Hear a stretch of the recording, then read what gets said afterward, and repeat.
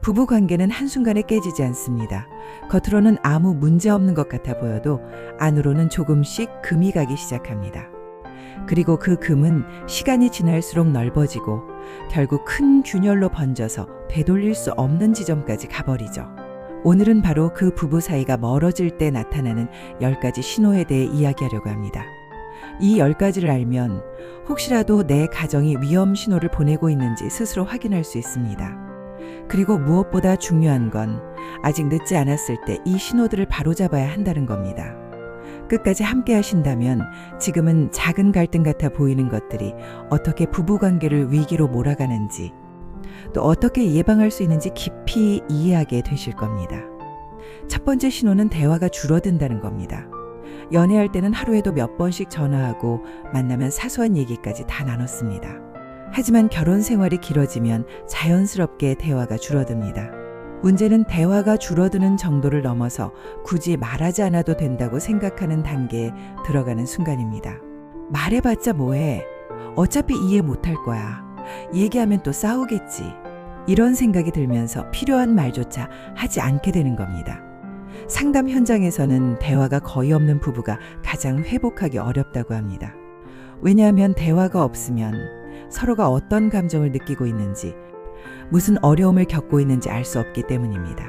결국 두 사람은 같은 집에 살면서도 완전히 다른 세계를 살아가게 됩니다. 작은 대화라도 이어가는 것, 이게 부부관계에서는 생각보다 훨씬 중요한 겁니다. 두 번째 신호는 사소한 행동이 전부 거슬리기 시작한다는 겁니다. 남편이 양말을 아무데나 벗어놓는 습관, 예전에는 에휴, 또 저러네 하고 웃으면서 치워줬습니다. 하지만 관계가 틀어지면 그 행동 하나가 미운 겁니다. 뭐 이런 기본도 안 되는 사람이랑 내가 살고 있나 하는 생각까지 듭니다. 아내가 늘 하던 잔소리도 처음에는 신경 써주니까 그런 거지 하고 넘겼지만 이제는 듣기만 해도 피곤합니다. 같은 행동인데 해석이 달라지는 겁니다. 관계가 건강할 때는 같은 행동도 긍정적으로 받아들이지만 멀어질 때는 똑같은 행동도 불만으로 보입니다. 이 신호를 방치하면 결국 일상 대부분이 불만투성이로 느껴지게 되고 서로가 서로를 피하게 됩니다. 세 번째 신호는 함께 보내는 시간이 점점 줄어든다는 겁니다. 같은 공간에 있어도 각자 핸드폰만 들여다보고 TV만 보고 말도 없이 하루가 지나갑니다. 연애 시절에는 밥 한 끼도 같이 먹으려고 노력했습니다. 하지만 결혼 후에는 바쁘니까 피곤하니까 하면서 점점 따로 먹게 되고 쉬는 날에도 함께하는 시간이 줄어듭니다. 특히 퇴근 후 저녁 시간, 주말 시간은 부부가 서로의 마음을 확인할 수 있는 소중한 기회인데 이걸 놓치면 관계가 쉽게 멀어집니다. 상담가들은 부부 사이를 회복하는 가장 빠른 방법 중 하나로 의도적으로 함께하는 시간 만들기를 꼽습니다. 그만큼 시간이 줄어드는 건 관계에 치명적이라는 뜻이죠. 네 번째 신호는 스킨십의 부재입니다. 단순히 성관계뿐만 아니라 손을 잡거나 어깨를 토닥이거나 스치듯 안아주는 행동조차 사라집니다. 많은 부부들이 우린 이제 그런 나이 아니야 라고 말하지만 사실 스킨십은 나이와 상관이 없습니다. 간단한 포옹 하나만으로도 뇌에서는 옥시토신이라는 호르몬이 분비돼 정서적 유대감을 높여줍니다. 스킨십이 사라지면 서로가 점점 타인이 되어갑니다. 전문가들은 스킨십의 부재를 부부관계 해체의 가장 강력한 신호 중 하나라고 말합니다. 다섯 번째 신호는 대화의 주제가 전부 돈, 집안일, 아이 문제로만 채워지는 것입니다. 부부 사이가 건강할 때는 잡담, 농담, 꿈과 계획 같은 대화가 많습니다. 하지만 관계가 멀어지면 대화가 오직 현실 문제에만 집중됩니다. 애 학원비 어떻게 할 거야? 월세 언제 나가? 오늘 저녁 뭐 할 거야? 이런 실무적인 얘기만 오가다 보면 둘 사이의 감정적 교류가 완전히 사라집니다. 그리고 결국 파트너가 아니라 동업자처럼 느껴지게 됩니다. 여섯 번째 신호는 갈등 회피입니다. 부부 관계에서 갈등은 당연히 생깁니다. 문제는 그 갈등을 어떻게 다루느냐입니다. 관계가 건강할 때는 다투더라도 결국 화해하고 서로 입장을 이해하려는 노력이 있습니다.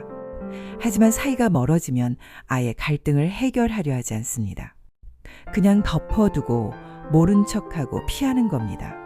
처음엔 싸우기 싫어서 피하지만 그게 쌓이고 쌓여서 결국 큰 폭발로 이어집니다. 갈등이 없는 부부가 가장 위험하다고들 합니다. 겉으로는 조용하지만 속으로는 이미 관계가 끊어져 있기 때문입니다. 7번째 신호는 상대 배우자의 가족이나 친구를 피하는 겁니다. 처음에는 명절 때 친정시댁 가는 걸 즐겁게 여기기도 했습니다. 하지만 사이가 멀어지면 가기 싫다, 바쁘다 같은 핑계를 대고 점점 거리를 둡니다. 상대의 가족이나 친구와의 관계는 곧 배우자와의 관계를 반영합니다. 내 배우자와 사이가 좋으면 그 주변 사람들과도 자연스럽게 교류가 이어지지만 사이가 틀어지면 그 관계까지 단절되는 겁니다. 8번째 신호는 혼자만의 공간을 집착적으로 찾는 겁니다. 누구나 혼자만의 시간이 필요합니다. 문제는 그 시간이 지나치게 많아질 때입니다. 나 건드리지 말라는 태도로 방에 틀어박히거나 외출을 혼자만 하려 하거나 배우자와 함께하는 걸 피하려는 행동이 늘어납니다. 이건 곧 배우자와 함께 있는 시간이 불편하다는 뜻입니다. 함께 있을 때보다 혼자 있을 때가 더 편안하다면 관계는 이미 멀어지고 있는 겁니다. 9번째 신호는 미래에 대한 대화의 부재입니다. 관계가 건강할 때는 미래 얘기를 자주 합니다. 은퇴하면 어디 가서 살까? 나중에 손주 생기면 같이 여행 가자. 우리 올해는 어디로 여행 갈까? 하지만 관계가 멀어지면 이런 대화가 사라집니다. 서로의 미래에 자신이 포함되어 있다고 생각하지 않는 겁니다. 결국 각자 다른 미래를 꿈꾸게 되고 물리적으로는 함께 살아도 정서적으로는 이미 따로 살아가게 됩니다. 10번째 신호는 무관심입니다. 아내가 머리를 짧게 잘라도 남편이 새로운 옷을 사 입어도 전혀 눈치채지 못합니다. 예전 같으면 작은 변화에도 머리 했네 하고 말해줬지만 이제는 그런 관심조차 사라집니다. 무관심은 사랑의 반대말입니다. 싸움이나 다툼은 아직 관계가 살아있다는 증거이지만 무관심은 이미 관계가 끝나가고 있다는 신호입니다. 오늘 말씀드린 10가지 신호 중 몇 가지나 해당되셨나요? 대화가 줄고 사소한 행동이 짜증으로 보이고 함께하는 시간이 줄고 스킨십이 사라지고 대화가 현실 문제로만 채워지고 갈등이 해결되지 않고 상대의 가족과 거리를 두고 혼자만의 공간만 찾고 미래 대화가 사라지고 결국 무관심해지는 것. 이 10가지는 결코 갑자기 나타나지 않습니다. 조금씩 아주 작은 틈으로 시작됩니다. 그리고 그 틈을 제때 메우지 않으면 돌이킬 수 없는 벽이 되어버립니다. 하지만 아직 늦지 않았습니다. 이 신호들을 알아차리는 순간이 바로 회복의 첫걸음입니다. 오늘이 그 전환점이 되기를 바랍니다.